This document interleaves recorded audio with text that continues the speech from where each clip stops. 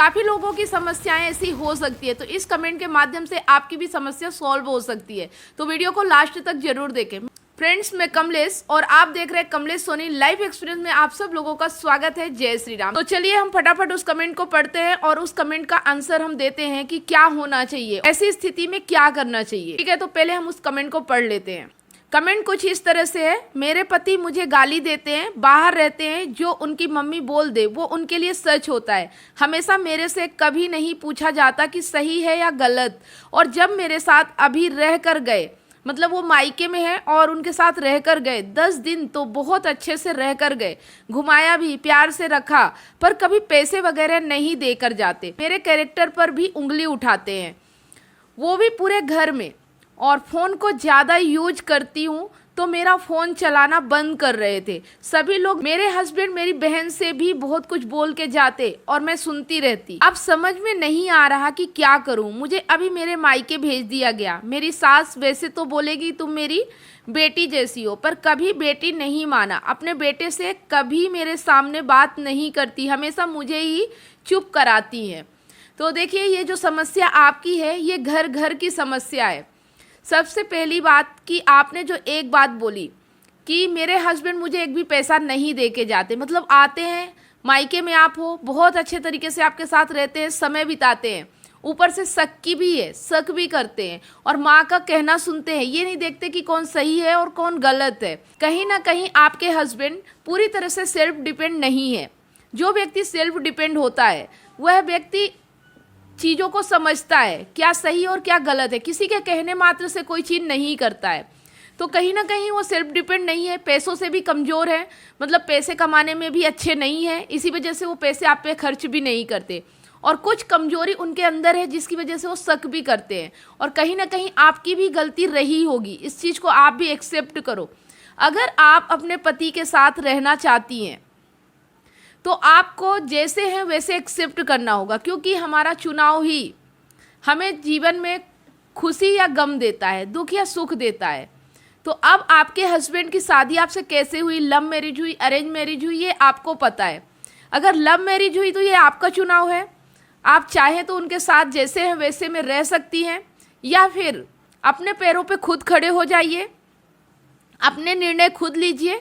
आपकी इच्छा हो तो उनके साथ रहिए, उनका दबाव आप पे नहीं होना चाहिए। आप जब तक सेल्फ डिपेंड नहीं हो पाओगे तब तक आपके साथ ही समस्या बनी रहेगी। क्योंकि कोई भी व्यक्ति जब हमें चलाता है ना, तो वो अपनी मनमर्जी से ही चलाता है। इतने समझदार अभी हमारे भारत में लोग नहीं हुए हैं कि किसी को परेशान नहीं करना चाहिए, किसी को तंग नहीं करना चाहिए।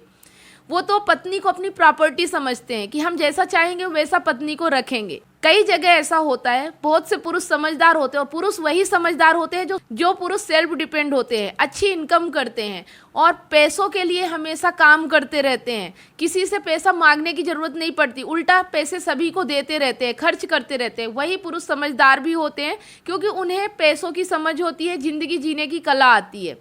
जो व्यक्ति पैसों के लिए काम नहीं कर रहा है, जो व्यक्ति इनकम के लिए कुछ भी नहीं कर रहा है, अपने फ्यूचर के लिए कुछ भी नहीं कर रहा है, वो व्यक्ति इतना समझदार भी नहीं होता। उसको तो फिर कोई भी चलाता रहता है, चाहे माँ बोले, चाहे पड़ोसी बोले, चाहे कोई भी आके बोल दे, वो उन्हीं की बातें सुन लेता है, क्योंकि उसके पास अपना माइंड तो होता नहीं है। तो कहने का मेरा सिर्फ इतना ही मतलब है, आपके घर में जब भी झगड़ा होता है आपको मायके छोड़ जाते हैं। ये समस्या हर बार होती रहती है। कितने साल आपकी शादी को हो गए ये भी देखना जरूरी है। अगर आपकी शादी को कई साल हो गए और ये समस्या आपके साथ कई बार हो चुकी, तो अब आपको निर्णय लेना है कि जिस स्थिति में आप हो, क्या आपको वो स्थिति पसंद है। अगर पसंद है तो आप जैसे भी जी रहे हो जी सकते हो। लेकिन अगर आपकी गलती नहीं है, आप कुछ भी गलत नहीं कर रहे हो, सिर्फ आपके साथ गलत हो रहा है, और जो ये स्थिति है कि आपके पति शक भी करते हैं, मतलब या तो लड़ाई झगड़ा होता होगा, सास आपकी कोई भी समझौता नहीं करा पाती, उनके बेटे के पक्ष में ही बोलती है, भले वो आपको बेटी मानती है, लेकिन जब झगड़ा होता है उस वक्त वो अपने बेटे का पक्ष लेती है। कभी ये नहीं बोलती कि आपकी गलती नहीं है, अपने बेटे को शांत नहीं कराती हैं। तो ये समस्या ज़्यादातर हर घर में होती है, और वही बेटा ऐसा होता है, माँ और बीवी के बीच में पिस के रह जाता है, जो बेटा सेल्फ डिपेंड नहीं होता, खुद से निर्णय नहीं लेता है, खुद सोचने समझने की क्षमता नहीं होती है। तो अगर आपका पति ऐसा है तो आप उसके साथ कभी भी सुखी नहीं रह सकते हो। ये समस्याएं तो बनी ही रहेंगी। अब निर्णय आपको लेना है कि आपको इन समस्याओं के साथ रहना है या नहीं रहना है। अगर नहीं रहना है तो खुद पे सक्षम होना पड़ेगा, खुद पे काम करना पड़ेगा, अपने डिसीजन मेकर खुद बनना होगा और अपने अंदर पावर लाना होगा।